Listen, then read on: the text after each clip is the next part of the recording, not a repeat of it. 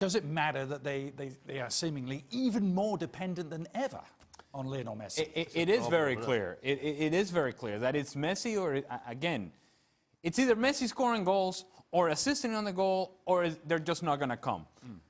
Because part of the reason you bring a guy like Coutinho in is to attract attention away from Lionel Messi, so that Coutinho can break somebody down in a 1v1 situation, so that he can score a goal, so that he can give you something individually that allows then the team to free up space for Lionel Messi.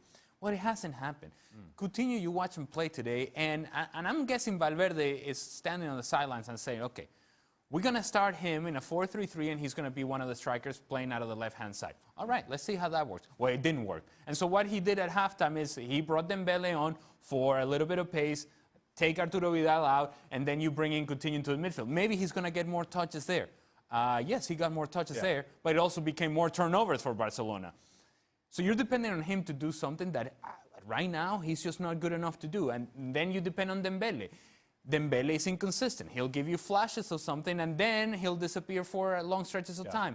And then you depend on Luis Suarez, who until today, and even today, he gets a late goal, and you think, well, maybe that's going to be the start of good things to happen for Luis Suarez. But up until that point, he had been some kind of terror. Every single time in the last 2 or 3 seasons, when Spurs have got themselves in a position to put pressure on either the top team or the top 2 teams, and they've done a Spurs and blown it.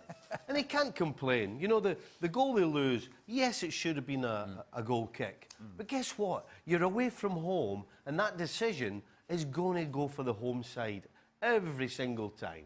Every single time. And they can't complain. As Ali said in the commentary, what, 10 yards? He stole. So you can't complain. Spurs, more of the ball, more shots. So don't blame anybody else other than yourself. Well, I was going to say, it was some of Pochettino's fury at the end, not so much what might or might not have been said, but he knows the significance of this, doesn't he?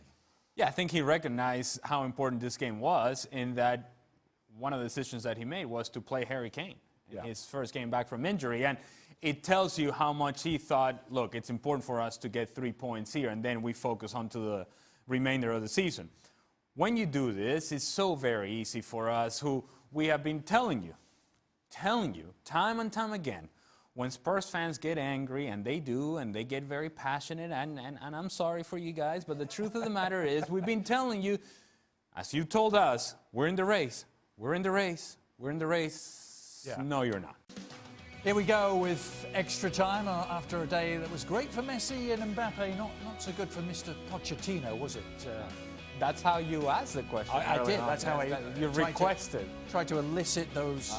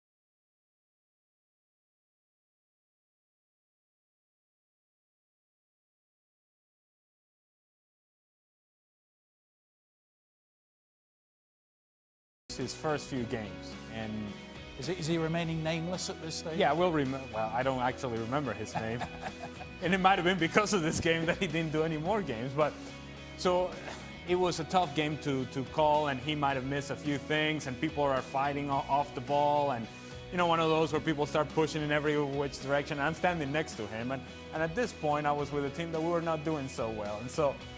Look, you needed to find some humor in whatever you were doing, and so I was standing next to him while everything is like, you know, this doesn't look good on you. You know, this is your fault. So, I know, I have to control this. I know you do. It's out of control now. See, we played Philly, and I won't say his name because he's still involved in MLS, and he was a great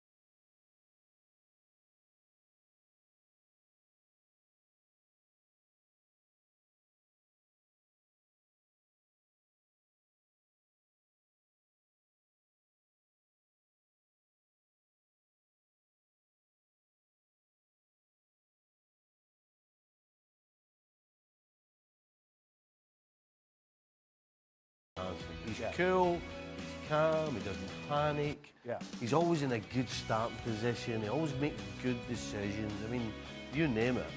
Does that mean Virgil van Dijk will go on to be on Match of the Day and become known as the housewife's favourite? I have no idea what you're talking about. Like Alan Hansen. He was. I don't think they're paying that kind of money anymore. I think Big Al took it all.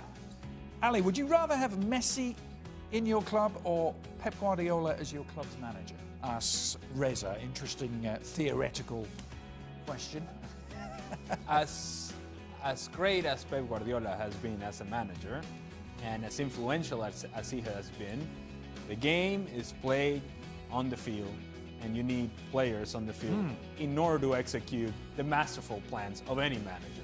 And so therefore, give me Messi 100%, of course, no doubt about it. Actually, you just reminded me of another thing about Hansen.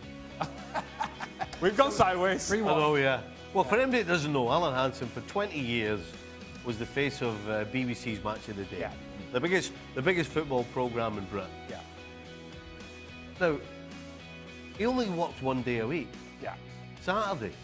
That was the only day of the week he worked. That's when the game. That's Right. when Match of the Day's on. Yeah. So, He was actually over here. He was actually in Boston when I was still at the Revs. It was probably about 5, 6 years ago.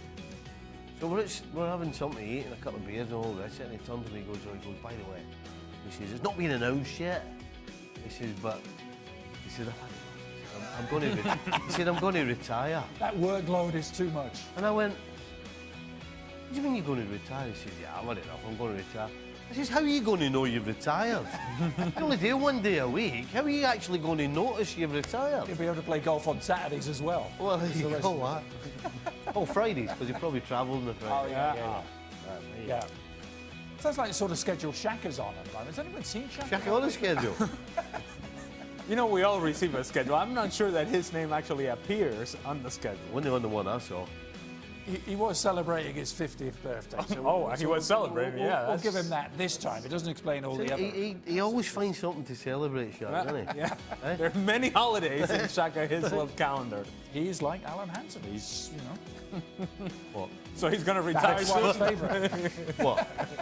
Who's what? We will see you tomorrow. We'll have some You're not going to come up with it? We'll have some big games to react to. Liverpool's game against Man United, the Carabao Cup as well on the next edition of the show on Plus.